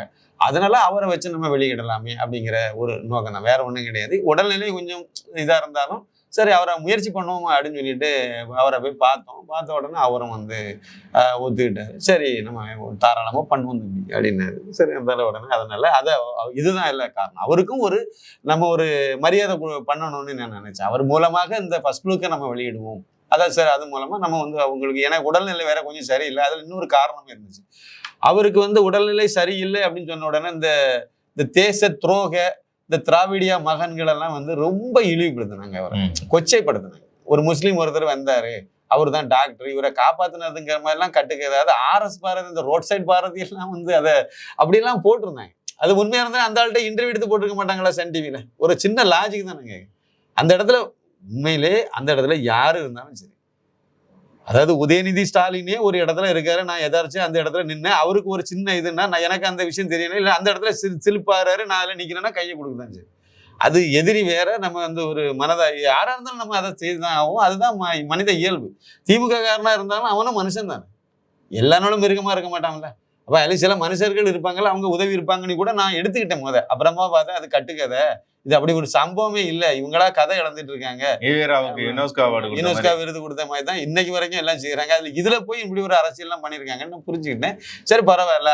அப்போ அப்படி பண்ணாங்க. அதுல வந்து இவங்க பேசினது, அந்த நிறைய பதிவுகள் எல்லாம் வந்து போட்டது, கிண்டல் பண்ணது, அதெல்லாம் வந்து எனக்கு கொஞ்சம் வருத்தமா இருந்துச்சு அந்த இடத்துல. அதனால நான் வந்து என்ன பண்ணேன் அப்படின்னா, ஏதோ வந்து ஸ்டாலின் வந்து ரொம்ப 100% ஆரோக்கியமா இருக்கிற மாதிரி, அவரும் நோயில தானே இருக்காரு, எப்ப வேணாலும் அவரும் படுக்கையில படுக்கலாமே. இதானே மனுஷ வாழ்க்கை தானே. நான் மட்டும் எல்லாம் அப்படியே இப்படியே இருக்க போறோம், நம்ம எல்லாம் இருக்க போறோம். எல்லாத்துக்கும் ஒரு நேரத்துல உடல்நிலை அப்படின்னு வரும்போது வரதான் செய்யும். இதை வச்சு ஒரு நக்கல் பண்ணி ஒரு கிண்டல் பண்ணி சமீபத்துல வரைக்கும் இன்னமும் அதை தான் பண்ணிட்டு இருந்தாங்க. அப்போ நீங்க வந்து அவரை ஒரு கேள்வி பண்ணிட்டு இருக்கீங்க அப்படிதானே. சரி ரைட்டு, எங்களுக்கு என்னைக்கும் அவர் சிங்கம் தான், அந்த சிங்கம் தான் இதுக்கு வந்து தகுதியான ஆளு, அவரை வச்சுதான் நம்ம பண்ணணும் அப்படின்னு சொல்லி என் மனசுல பட்டுச்சு. ஏற்கனவே அவருக்குடைய நம்ம மனசுல ஒரு பெரிய ஒரு உயர்ந்த இடத்துல இருக்கக்கூடிய ஒரு மாமனிதர். அதே சமயத்துல இப்ப அவருக்கு உடல்நிலை கொஞ்சம் பின்னடைவு இருக்கிறதுனால அவரை வச்சு நம்ம பண்ணணும் அப்படின்னு சொல்லி தான் அந்த இதை எடுத்தேன். அவரும் ரொம்ப சந்தோஷமா தான் எடுத்துட்டாங்க. நான் அதை ட்ரெய்லர்லாம் கூட ரெடி பண்ணோம், அதை ட்ரெய்லர்லாம் போட்டு காணிச்சேன், அதையும் பார்த்தாங்க, ரொம்ப சந்தோஷப்பட்டாங்க. உடல்நிலை ஒரு சின்ன பின்னடைவு இருந்தாலும் அவர் அந்த பழைய வேகம்லாம் அப்படிதான் இருக்கு. அதனால இன்னும் கொஞ்ச நாளையில சிங்கம் பழையபடி களத்துக்கு வந்துடும். இதே மாதிரி மயக்க பிடிச்சி வாங்கதான் செய்வாரு. அதனால ஒன்றும் பிரச்சனை இல்லை. இதுதான் ஹெச்ராஜா அவர்களின் 2.0. ஆமா, அண்ணாமலை அவர்கள் சொன்ன மாதிரி. ஆமா, அடுத்த 2.0 இதை விட பெரிய விகரசா தான் அவர் வருவார். ஏன்னா அந்த நினைவு, அந்த பேசுறது எல்லாமே, அந்த உடல்நிலை சில அந்த இது இருக்கு, அந்த இது வந்து இன்னும் ஓடலாம் முடிய வேண்டிய அளவுல எல்லாம் வரப்போறது இல்லை. இன்னும் ஏஜியும் ஒரு இது இருக்குல்ல. அதனால அந்த மாதிரி இல்லைன்னா அந்த வயசுக்கு தக்கன அந்த இது இருந்த அந்த பிரச்சனை சின்ன சின்ன அசௌகரியங்கள் இருந்தாலும் கூட அந்த சிந்தனை ஓட்டம், பேச்சு, அந்த விஷயங்கள் அது எல்லாமே வந்து கொஞ்சம் கூட குறையல. அந்த வயசு அதிகமானாலும் ஸ்டைலும் அது அதே ஸ்டைல் தான், அதே துணி தான், அதே பேச்சு தான், அப்படிதான் அவங்க இருக்காங்க. நல்லா அவர் மூலமா நம்ம பண்றதுல நமக்கு ரொம்ப சந்தோஷம். அதில் வேற ஒன்றும் இல்லை, குறைவா சொல்றதுக்கு ஒன்றும் இல்லை, நிறைவாவே இருக்கும் இன்னைக்கு அது வெளியே வந்ததுல. ஒரு நல்ல சந்தோஷமான விஷயம் தான். படத்துக்கான ஃபர்ஸ்ட் லுக் இப்ப வெளியிட்டுட்டீங்க, மக்கள்கிட்ட பெரிய வரவேற்பும் இருக்கு அதுல. அடுத்ததாக இந்த படத்து சம்பந்தமாக அடுத்த வேலைகள் என்ன, அடுத்த கட்ட நகர்வு என்ன? அதாவது என்ன அப்படின்னா, சீக்கிரம் என்னுடைய இதுபடி இன்னும் ஒரு 10 நாளைக்கு உள்ளால, ஒரு வாரம் 10 நாளைக்கு உள்ளால படம் பார்த்துருவாங்கன்னு நினைக்கிறேன். ரிவைசிங் அப்படின்லாம் படம் பார்த்துருவாங்க. இதை வந்து உறுதியானமா எந்த தேதி அதெல்லாம் சொல்ல முடியாது. அந்த இதுக்குள்ள படத்தை பார்த்துருவாங்க. படத்தை பார்த்துட்டாலும் அதுக்கு பிறகு கொஞ்சம் சீக்கிரமாவே சர்டிஃபிகேட் கொடுக்க வாய்ப்பு இருக்கும். இந்த வேலைகள் கொஞ்சம் துரிதமா நடக்கும்னு நான் நம்புறேன். இது தனிப்பட்ட முறையில் என்னுடைய ஒரு எண்ணம் தான் அது. அந்த சர்டிஃபிகேட்டை முதல் நான் வாங்கணும். அது ஒரு முக்கியமான ஒரு இதா நான் அப்படி நினைக்கிறேன். அது வாங்கணுக்கும் இதுக்கு சம்மந்தம் கிடையாது. இருந்தாலும் அது வாங்குவோம். வாங்கின பிறகு நம்ம அடுத்த வேலை செய்யதான் முறையானதா இருக்கும். அதுக்கப்புறம் ட்ரெய்லர் எந்த படமா இருந்தாலும் அந்த சர்டிஃபிகேட் கையில வாங்கிட்டு நீங்க அதுக்கு பிறகு டேட்டை வந்து பிளான் பண்றது மட்டும்தான் சரியானதா லாஜிக்கா இருக்கும். நம்ம கையில கொஞ்சம் விஷயம் தெரியுதுன்னு நான் சொல்றேன். நான் வந்து டேட்டை வந்து முடிவு பண்ணிட்டேன். அதனால சார் எங்களுக்கு டேட் எல்லாம் 30ஆம் தேதி வச்சுட்டேன் சார், இன்னைக்கு 27ஆம் தேதி ஆயிடுச்சு சார், எப்படியாவது கொடுத்துருங்க சார்னு கேட்கறது லாஜிக் இருக்காது. நம்ம வந்து அவங்களுக்கு உரிய அந்த சூழ்நிலையும் நம்ம கொஞ்சம் கணக்கில் எடுக்கணும். அது மாதிரி நான் வந்து என்ன நினைச்சிருக்கேன் அப்படின்னா, நாங்க என்ன முடிவு பண்ணிருக்கோம் அப்படின்னா, சர்டிஃபிகேட் முதல் கையில வந்த பிறகு ட்ரெய்லரை வெளியிடணும். அது யாரை வச்சு வெளியிடலாம், என்ன பண்ணலாங்கிறது அடுத்த சந்திப்புகள்லாம் நம்ம சொல்லலாம். அப்ப ட்ரெய்லரை வெளியிட்டு RSS காரரா கண்ணல் கண்ணன் நடிக்கிறாரு, ஃபர்ஸ்ட் லுக் ஹச்ராஜா வெளியிடுறாரு, அடுத்து ட்ரெய்லர் யாரு வெளியிடுவாங்க அப்படின்ற ஒரு எதிர்பார்ப்பை உண்டாக்கி இருக்கீங்க. ஆமா, இது நிறைய கண்டிப்பா இப்ப வந்து இன்றைக்கு இன்னும் கொஞ்ச நேரத்துல நம்ம இப்போ காலையில இன்னும் நேரம் போகும்போது பாருங்க, இந்த ஃபர்ஸ்ட் லுக்கை வச்சு அங்க ஒரு டீகோடிங் பண்ணிட்டு இருப்பாங்க. பெரிய விவாத பொருளா உண்டாக்க போகுது. சங்கிகள் படாம சங்கி தான் என்ன போன பிரச்சனை. அதனால வந்து இதுவே ஒரு இது ஓடிட்டு இருக்கும். ட்ரெய்லர் வரும்போது நிறைய பேர் கதறவே செய்யறாங்க. அதுல சந்தேகமே கிடையாது. நம்ம அதுக்காக வேண்டி வந்து விஜய் படத்தை விட்ட அப்படி நான் சொல்ல வரல. அது வேற. அவங்க வந்து அதனுடைய பட்ஜெட் 500 கோடி, அதுக்கு தகவாறு ஒருத்தல இருக்கும். அது மாஸ்டர் ஒரு பெரிய லெவல்ல உள்ள விஷுவல்லாம் எல்லாம் இருக்கும். அதுல நம்ம பார்க்கல என்ன இருக்குன்னு நமக்கு தெரியல. ட்ரெய்லர் ஏற்கனவே வந்ததுல வச்சு நம்ம பார்த்ததை வச்சு நம்மளால ஓரளவுக்கு தெரியறதுன்னு செய்யும். நம்ம அதனுடைய பட்ஜெட் இருக்கு, அதை நம்ம முக்கியமா ஏத்துக்கணும். மேக்கிங் எல்லாம் அது வந்து அந்த லெவல் எல்லாம் நம்ம ஒன்றும் அது பண்ண முடியாது. அது என்னது அதுக்கும் வந்து நம்ம ஒப்பிட்ட பேசக்கூடிய லெவல் இல்லை. ஆனா இதுல சில கண்டென்ட் பேசுதுல, அதுல ஒரு விஷயத்த அவங்க வச்சிருக்கலாம். என்னென்ன விஷயங்கள் வச்சிருக்காங்கன்னு நமக்கு தெரியாது. நம்ம இந்த விஷயத்துல வச்சிருக்கிறதுல ட்ரெய்லர்ல சில இடத்துல நம்ம எடுத்து வச்சிருக்கோம். இது வெளியே வரும்போது கண்டிப்பாக வந்து இந்த தேச துரோக கும்பல், இந்து விரோத கும்பல் எல்லாம் ஒப்பாரி வைப்பாங்க, அடியில நெருப்பு வைப்பாங்க. அதே மாதிரி இந்த தேச துரோக சேனல்கள் எல்லாம் உடனே களத்துல இறங்கி ஐயோ மதவெறியை தூண்டுகிறான்னு சொல்லலாம், இல்ல வேற வெறியை தூண்டுறான்னு சொல்லலாம், என்ன வேணாலும் சொல்லுவாங்க. அது கண்டிப்பா நான் எதிர்பார்க்கிறேன். கண்டிப்பா நடக்கும். அதை பண்ணதான் செய்வாங்க. அது வந்து தெரிஞ்சுதான் நம்ம அதெல்லாம் செய்யணும். அது தெரியணும். உண்மையை சொன்னா இப்படிதான் பேசுவாங்கன்னா உண்மையை நான் சொல்லிக்கிட்டே இருப்பேன். இவங்க அப்படி செய்யுது. அதுல இருக்க ஏதாவது ஒரு விஷயம் நடக்கலைன்னு சொல்லட்டும். ட்ரெய்லர்லயோ படத்துல நம்ம காணிக்கிறதுல இந்த சம்பவம் நடக்கவே இல்லை சொல்லிட்டு ஒருத்தர், இல்லைன்னா எங்கேயோ ஒரு நாட்டுல நடந்ததை இவங்க எடுத்து வச்சிருக்கேன் சொல்லிட்டு பார்ப்போம். எல்லாம் நம்ம வீட்டுல எங்க ஊர்ல எனக்கே நேரில் அனுபவப்பட்ட விஷயங்களை தான் எடுத்து நம்ம வந்து காட்சிப்படுத்தி வச்சிருக்கோம். ஆனா ஒண்ணு மட்டும் தெளிவா சொல்ல முடியும், கண்டிப்பாக இவங்க வந்து ஒரு பெரிய விவாதத்தை ஏற்படுத்துவாங்க ட்ரெய்லர் வந்த உடனே. அதனால அடுத்த கட்டமா நம்ம ட்ரெய்லரை வெளியிடணுங்கிறது என்னுடைய இது. சர்டிஃபிகேட் வந்த பிறகு ட்ரெய்லரு அது யாரை வச்சு பண்ணணும், எப்படி எந்த மாதிரி நம்ம வெளியிடணுங்கிறது அடுத்த லெவல். அதை வெளியிட்ட பிறகு வந்து தியேட்டருக்கு கொண்டு வர்றதை அதுக்கு அடுத்த ஸ்டெப் இதுல. ஏன்னா திரையரங்கு கொண்டு வர்றதுல அதில் கொஞ்சம் வெளியிடல, அதில் கொஞ்சம் சில விஷயங்கள் இருக்கு. நம்ம வந்து இன்னைக்கு உள்ள சாதாரண யோசித்து பார்த்தீங்க அப்படின்னா, இந்த 1 கோடி ரூபாய்க்கு உள்ளால பண்ணக்கூடிய படங்கள் இல்லை ஒரு 4-5 கோடி ரூபாய் இல்லைன்னா ஒரு 10 கோடி அளவுக்கு பண்ணாலே அவுட் ரேட்டுங்கிற கான்செப்ட் எல்லாம் போகுது பெரும்பாலும் இருக்காது. அவுட் ரேட்ல ஒரு படம் வந்து வாங்கிட்டு நீங்க வந்து ஒரு 5 கோடி ரூபாய்க்கு படம் பண்ணிட்டீங்க, நான் ஒரு 7 கோடி ரூபாய் கொடுத்து நான் வாங்கி நான் வந்து அது பிறகு இதை டிஸ்ட்ரிபியூஷன் பண்றேன் அப்படிங்கிற மாதிரி இப்போ பெரும்பாலும் இல்லை. படத்தை வந்து அவங்க திரையில வெளியிடுறதுக்கு வந்து வாங்குறதுக்கு இல்லைன்னா இந்த டேர்ம்ஸ் பேசி வரக்கூடியதுல உங்களுக்கு இவ்வளவு எங்களுக்கு இவ்வளவு அப்படி பேசி வாங்கி பண்றதுக்கு கூட ஆள் இருக்குமே தெரியல. ஓன் ரிலீஸ்ல பண்ண வேண்டியது இருக்கும். 200 தியேட்டரை வெளியிடணும், 200 தியேட்டர்ல படத்தை ரிலீஸ் பண்ணணும் அப்படின்னா கியூபுக்கு நம்ம கட்டக்கூடிய அமௌண்ட்டே கிட்டத்தட்ட 30 லட்சம் ரூபா போயிடும். ஒரு தியேட்டருக்கு வந்து 13,500 ரூபாய்க்கு மேல முன்னாடி போயிட்டு இப்போ லேட்டஸ்ட் இன்னும் விசாரிக்கணும். 13,500 நீங்க வச்சிருங்க. இந்த ஃபர்ஸ்ட் நம்ம உங்களுக்கு என்கோடிங் ஒரு வாரத்துக்கு ஒரு தியேட்டருக்கு அவங்களுக்கு நம்ம கியூபு கட்ட வேண்டிய ரெண்ட் வந்து அவங்களுக்கு அதாவது பழைய பிரிண்ட் காஸ்ட் மாதிரி இது போகும். அப்போ அது வந்து 13,500 ரூபா வருதுன்னா 200 தியேட்டர்னா அதுவே வந்து 27 லட்சம் ரூபா வந்துடும். 27 லட்சம் வந்துடும். இது ஒரு வாரத்துக்கு நம்ம கட்ட வேண்டிய ஒரு அமௌண்டா இருக்கும். இதுல சில மாற்றங்கள்லாம் இருக்கும். அதாவது எத்தனை ஸ்கிரீன் அப்படி என்ன கணக்குல எந்த தியேட்டர்னு நம்ம முடிவு பண்ண முடியும். தியேட்டருக்காரங்களை நம்ம தான் கம்மி பண்ணணும். தியேட்டருக்காரங்களை கமிட் பண்ணி கியூபுக்கு இந்த லிஸ்ட்டை கொடுத்தோம் அப்படின்னா கியூபுக்கு பணம் அதுக்கு கட்ட வேண்டியது இருக்கும். எத்தனை ஷோ போட போகிறோம், எந்த ஷோ போட போகிறோம், அந்த மாதிரி வேரியேஷன் இருக்குது. அதுக்கு நம்ம அவங்களுக்கு பணம் கட்டிட்டோம் அப்படின்னா அவங்க அதுக்கு ஃபுட்டேஜ் அங்கே சேட்டலைட் மூலமாக அதை கொடுத்துருவாங்க, படம் அங்கே ஓடும். அவ்வளோ இதுதான் அவங்க செய்யக்கூடியது.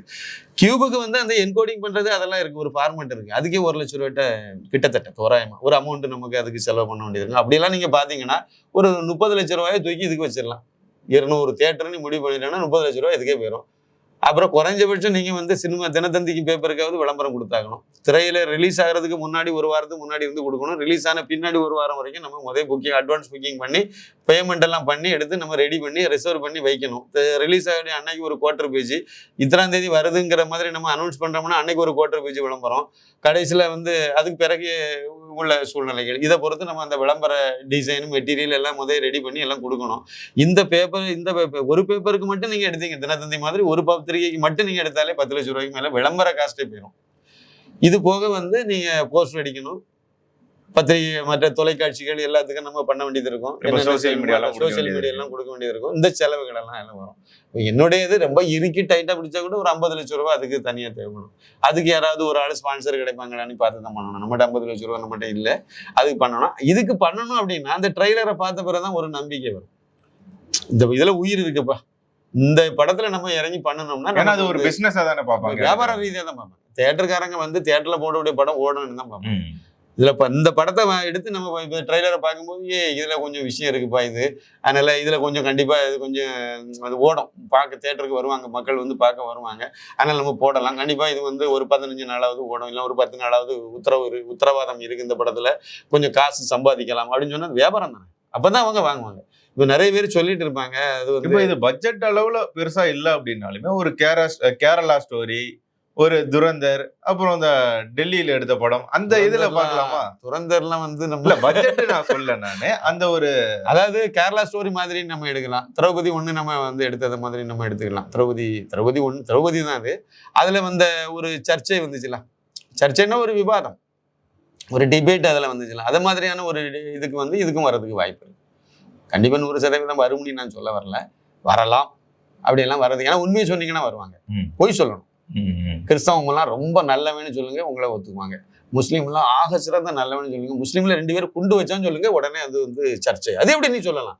இப்ப குண்டு வச்சவங்க முஸ்லீம் தானே, அதுதானே விஜய் அவருக்கு படத்துல வச்சிருந்தாங்க. அது குண்டு வச்சது வந்து எல்லா முஸ்லீமும் குண்டு வைப்பானே அவர் சொல்லலையே. குண்டு வைக்கிறதுல அந்த கேரக்டர்ல அவனும் பண்ணியிருக்கான் அப்படிங்கிறது தானே உண்மை தானே அவர் வச்சிருக்காரு. அது உண்மையை சொல்ல விடாது. நீங்க அது வந்து நீங்க கெட்டவனா ஒருத்தனை காணிக்கிறீங்களா, இந்துக்காரனை தான் காணிக்கணும். ருத்ராஜம் போட்டு, ஆமா ருத்ராஜம் போடணும், பட்டை எல்லாம் போட்டு பூஜை பண்ணிட்டு இருப்பாரு. ராட்சசினி படத்துக்கு பேரை வைப்பீங்க, அங்க இருக்கக்கூடிய வில்லனை காணிக்கணும். நீங்க வந்து இது இந்துக்காரனை தான் காணிக்கணும், அவனுக்கு பட்டையை போடணும். இந்துக்காரன் பேர் மட்டும் இருந்தா போறாது, பட்டையெல்லாம் போடணும், அதுக்கப்புறம் உத்ராஜம் எல்லாம் போடணும். அதை சொன்னீங்களா? இதை மாதிரி தான் எல்லா வில்லனும் இப்படிதான் இருக்கணும்னு ஒரு இதை வச்சிருக்காங்க. அதை வச்சிங்கன்னா அதை வந்து எதுக்கு அதை வைக்கல, அவனுக்கு சிலுவை போட்டு விட்டுட்டீங்கன்னு வச்சிருக்கலாம். அது எப்படி நீங்க எல்லாம் இதுதான் கூறுகட்டத்தனமான ஒரு பார்வைங்கிறது. இது அறிவு இருக்கா இல்லையான்னு எனக்கு தெரியல. எங்க ஒரு எல்லா சமுதாயத்திலும் நல்லவனும் இருப்பான். தமிழ்நாடு டைரி மாதிரியே எடுத்துக்கலாம், தமிழ்நாடு ஸ்டோரி, தமிழ்நாடு இல்ல எல்லா ஜாதியிலையும் நல்லவனும் இருப்பான், கெட்டவனும் இருப்பான். எல்லா மதத்திலையும் நல்லவனும் இருப்பான், கெட்டவனும் இருப்பான். அப்ப நல்லவனை சொல்ல வேண்டிய இடத்துல நல்லவனை சொல்ல வேணும், கெட்டவனை சொல்ல வேண்டிய இடத்துல கெட்டவனு. அவ்வளவுதானே. இல்லை இப்போ ஒரு கிராமம் முழுக்க ஒரு இந்துக்காரனே இருக்கான், ஒரு உதாரணம் சொல்றேன், இந்துக்காரங்களே இருக்காங்க அப்படின்னா அந்த இதுல நல்லவனும் இந்துக்காரன் தான் இருப்பான், கெட்டவனும் நல்ல இந்துக்காரன் தான் இருப்பான். வாண்டடா கொண்டு ஒருத்தனை வந்து நீங்க மடமாத்தம் பண்றீங்களா, அதுதான் தப்புன்னு நான் சொல்றேன். சிறை சமீபத்துல வந்து நல்ல வெற்றிகரமா ஓடின படம் தான். நான் உண்மை கதைன்னு சொன்னாங்க, நானும் நம்பினேன். உண்மை கதையை படமா எடுத்திருக்காங்கன்னு சொன்னாங்க, சரிதான், ரைட்டு, உண்மையை தான் சொல்லியிருக்காங்க, உண்மை கதையை சொல்லியிருக்காங்கன்னு சரி பார்ப்போம்னு சொல்லி பார்த்தோம். பார்க்கும்போது அதுல சில விஷத்தை கக்கி வச்சிருந்தாங்க. அது எப்போ நமக்கு தெரிஞ்சுன்னா, நான் அப்போ சில விஷயங்கள் நமக்கு ஒரு இதை கொஞ்சம் ஆராய்ச்சி பண்ணுவோம். அதில் பண்ணும்போது மூணார் ரமேஷ் கேரக்டர் திணிக்கப்பட்ட ஒரு விஷயமா அதில் வந்துச்சு. அதில் வந்து அவர் சொல்லுவார், அதாவது வந்து போலீஸுக்காரங்க வந்து துப்பாக்கியில் லோடு பண்ணி கொண்டு வராங்க ஒரு கைதியை கூட்டிகிட்டு வரும்போது, அது ஏன் அப்படின்னு சொன்னால் அவன் முஸ்லீம்னு சொல்லி காரணம் சொன்னான். அவன் குண்டு வச்சவன் எல்லாம் முஸ்லீமாக இருந்து அந்த குண்டு வச்சவன் எல்லாமே முஸ்லீமாக இருந்ததுனால வந்த தப்பு. அந்த குண்டு வச்சவனெல்லாம் வந்து ஜமாத்துலேருந்து வெளியே தள்ளி விட்டுருந்தாங்கன்னா இது இந்த பிரச்சனையே வந்திருக்காது. அப்போ குண்டு வச்சவனை நீங்கள் ஆதரிக்கிறதுனால கொண்டாடுறதுனால தான் இந்த பிரச்சனை வந்துச்சு. அது வந்து எல்லாம் உலகளாவிய பிரச்சனை, தமிழ்நாட்டில் மட்டும் இல்லை. அதனால அவன் டெரரிஸ்டாக இருக்கிறதுக்கு வாய்ப்பு இருக்குது. முஸ்லீம்னாலே டெரரிஸ்ட்ங்கிற மாதிரி ஒரு சூழ்நிலைக்கு முஸ்லீம் கைதியா இருந்து அவன் டெரரிஸ்டா இருப்பாங்க. அப்படி அநேகமான பேர் அப்படித்தானே இருக்காங்க. ஒண்ணு எவனாவது வெட்டின கேஸ்ல இருக்காங்க, இல்ல குண்டு வச்ச கேஸ்ல இருக்காங்க.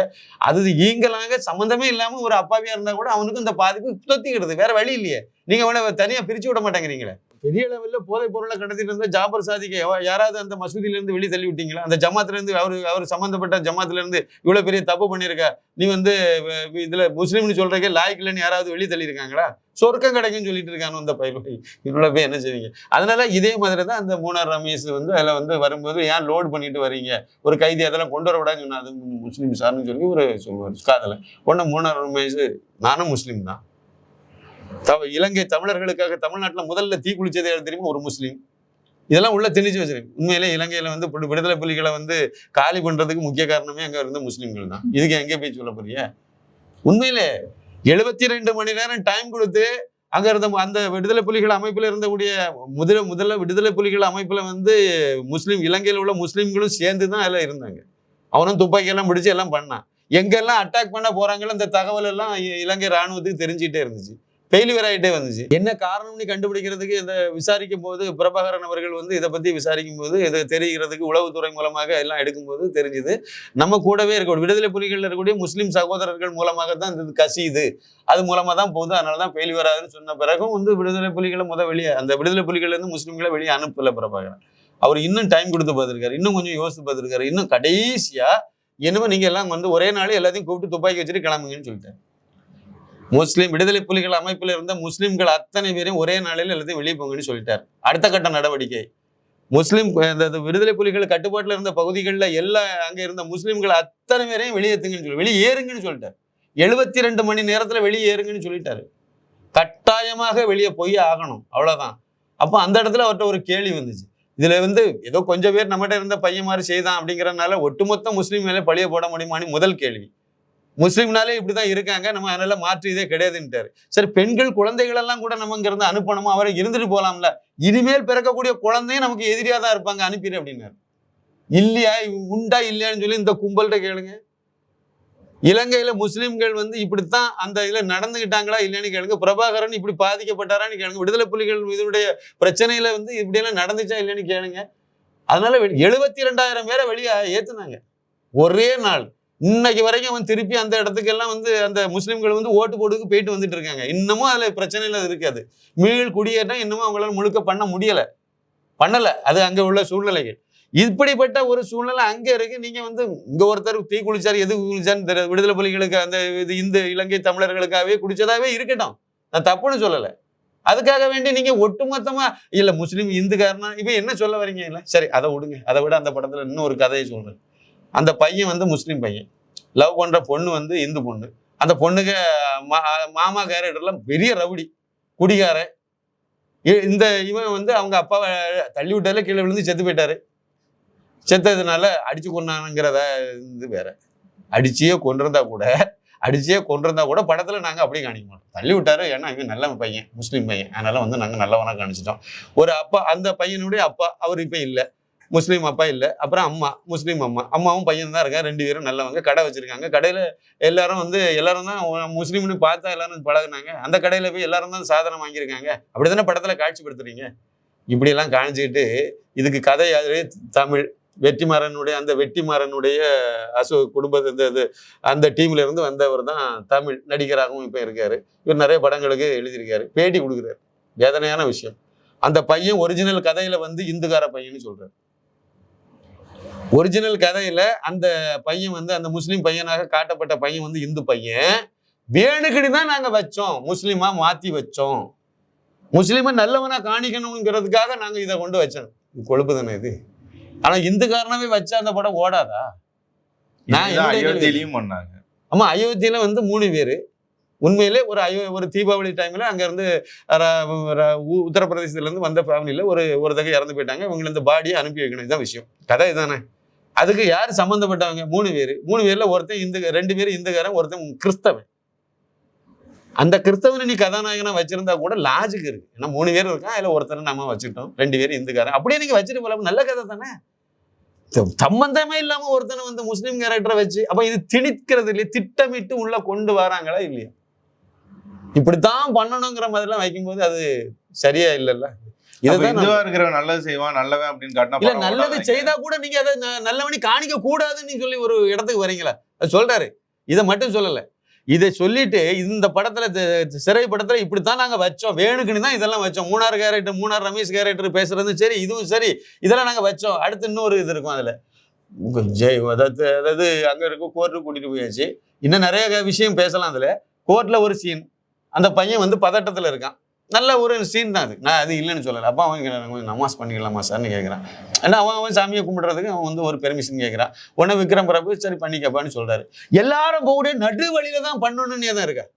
நமாஸ் பண்ணணுங்க, அவ்வளோ இடம் இருக்குல்ல, நிறைய மேடை இருக்கு, திண்ணை இருக்கு, எல்லாமே இருக்கு. அதுல ஒரு இடத்துல நல்ல நீட்டான இடத்துல நீங்க வந்து பண்ணிட்டு போலாமே, அதுதானே முறை.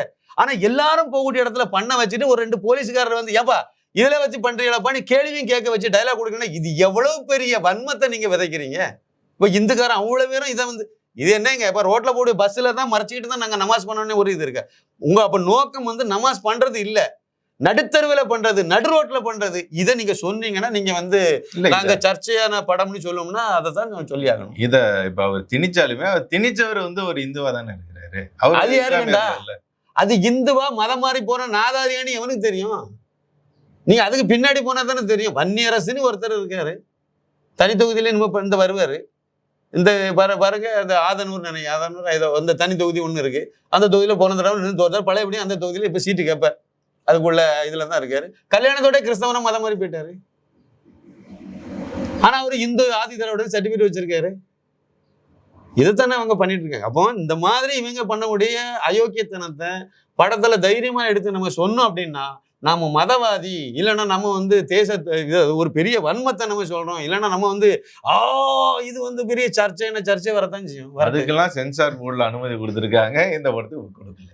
இல்ல, மயிலாடுன்னு ஒரு படம், சசிகுமார் ஹீரோ, ராஜ்முருகன் டைரக்டர். அவர் வந்து இதுக்கு முன்னாடி ஜிப்சின்னு ஒரு படம் பண்ணாரு, ஜோக்கர்னு ஒரு படம் பண்ணாரு, இன்னும் வந்து ஜப்பான் ஒரு படம் பண்ணாரு. இது நிறைய படங்கள் பண்ணியிருக்காரு. இவர் குக்குன்னு ஒரு படம் பண்ணியிருந்தாரு, அதான் முதல் படம்னு நினைக்கிறேன். வரிசையா பண்ணியிருப்பார். எல்லா படத்துலையுமே அவர் வந்து இந்த பிஜேபி இல்லைன்னா இது வந்து ஒரு கிண்டல் தான் பண்ணுவார், இல்லைன்னா அதை வந்து விமர்சனம் பண்ணி வச்சிருப்பார். ஜிப்சி படத்துலலாம் வந்து யோகியை ரொம்ப மட்டரகமாக சித்தரிச்சு எடுத்து அதில் சென்சார்ல தப்பிச்சு வந்ததே மோசமாக தான் இருக்கும். இப்படியெல்லாம் அதில் நிறைய இதில் பண்ணியிருப்பாங்க. அது ஜிப்சி படத்தை பற்றி பேசினா நிறைய உள்ள வரும், நிறைய விஷயம் இருக்கும். மயிலாடில் என்ன வேலை பார்த்து வச்சிருக்காரு, ஒரு மத்திய அமைச்சர், ஒரு பெண், அவங்களுக்கு வந்து 2 கிட்னி ஃபெயிலியர் ஆகி போச்சு. ஒரு ரேர் பிளட் குரூப். அந்த குரூப்ல வந்து 2 பேர் தான் இந்தியாவிலே இருக்காங்க. ஒருத்தங்க ஆந்திராவில் இருக்காங்க, அவங்க 2 கிட்னியும் கொடுத்து விட்டாங்க. அதை அடுத்து தமிழ்நாட்டில் ஒருத்தர் வந்து கோயில்பட்டியில இருக்காரு, அவருக்கு பேர் தான் சசிகுமார். அங்க ஒருத்தர் அவருக்கு கிட்னி இப்ப வாங்கணும், அதுக்கு அங்க போறாங்க. அங்க ஒரு ஏஜென்ட் இருக்கான், அவன் வந்து பிஜேபியினுடைய கவுன்சிலர், பிஜேபின்னு சொல்லாம சொல்லியிருப்பாங்க, குறியீடு அங்க வச்சிருப்பாங்க. ஆமா, அதுக்கு சுத்தி பின்னாடி உண்மையிலே எங்க நடந்துச்சோ கிட்னி திருட்டு, நீ அதை சொல்லணும், உனக்கு துணிச்சல் இருந்தா அதை வச்சு பண்ணணும், கரெக்டா இருக்கும். அப்ப இதை அப்படியே எடுத்துட்டு போய் நீங்க ஒரு பிஜேபிக்காரங்க வந்து கவுன்சிலரா இருக்க, அவன் வந்து கிட்னி திருட்டுல ஈடுபட்டு இருக்காங்க மாதிரி மறைமுகமாக சித்தரிச்சு வைக்கிறீங்கன்னா இது வன்மமா இல்லையா? நடந்ததை வைங்க. பிஜேபி காரனே தப்பு பண்ணாலும் தப்புன்னு சொல்லுங்க, அந்த தைரியம் எனக்கு இருக்கு. அவன் தப்பு பண்ணாலும் தப்புன்னு தானே சொல்லணும். எங்க அப்பாவே தப்பு பண்ணாருன்னு சொல்லிட்டு தப்புன்னு சொன்ன ஆளுதான். இல்ல, நீங்க இந்த மாதிரி எடுத்தாதானே வந்து இதுல முக்கியமான ஒரு விஷயம் இருக்கு. இதுல அந்த மத்திய அமைச்சரை யாரை உருவப்படுத்திருப்பாங்கன்னு நினைக்கிறீங்க? மத்தியில பவர்ஃபுல் அமைச்சர் நிர்மலா சீதாராமன் மாதிரி மேக்கப் போட்டு விட்டுருப்பாங்க. நிர்மலா சீதாராமனை உரிச்சு வைக்கிற மாதிரி கேரக்டரை உருவாக்கி அந்த கேரக்டரை வச்சு அந்த அம்மாவுக்கு 2 கிட்னி ஃபெயிலியர், அவங்க வந்து பிராமின்கிற மாதிரி கொண்டு வந்து ஏன் பிள்ளைகளுக்கு கிட்னியை நான் வைக்க கூடாதுன்னு கொஸ்டின் கேட்டு அதுக்கு வந்து அதெல்லாம் ரொம்ப வன்மத்தை விதைக்கிற மாதிரி இருக்கும், பிராமின் சமுதாயத்தை இழிவுபடுத்துற மாதிரி இருக்கும். அதை பார்த்து பாருங்க, உங்களுக்கு புரியும். இந்த மாதிரி எல்லாம் வச்சு இதுல முக்கியமான கிளைமேக்ஸ் இங்கே தான் நான் இப்போ அடுத்து தான் சொல்ல போறேன். இந்த படத்தை வந்து ப்ரெஸ் ஷோ போட்டாங்க, பத்திரிகையாளர்லாம் பார்த்துட்டாங்க. படத்தை பார்த்துட்டு பத்திரிகையாளர்கள் கேள்வி கேட்கறாங்க, எப்படிங்க சென்சார்ல அந்த படத்தை விட்டாங்கன்னு கேட்கறாங்க. மத்திய அமைச்சரை இப்படியெல்லாம் நீங்க காணிச்சிருக்கீங்க படத்தை, எப்படி நீங்க அதை வந்து விட்டாங்க சென்சார்லன்னு கேட்கறாங்க. சென்சார்ல படம் பார்த்துட்டு அவங்க சர்டிபிகேட் கொடுத்துட்டாங்க. ஜனவரி 9ஆம் தேதி சர்டிபிகேட் வாங்கியிருக்காரு. 9ஆம் தேதி தான் நினைக்கிறேன், ஜனவரி சர்டிபிகேட் கொடுத்துருக்காங்க. படம் ரிவைசிங் கமிட்டிக்கும் போல, எந்த கமிட்டிக்கும் போல.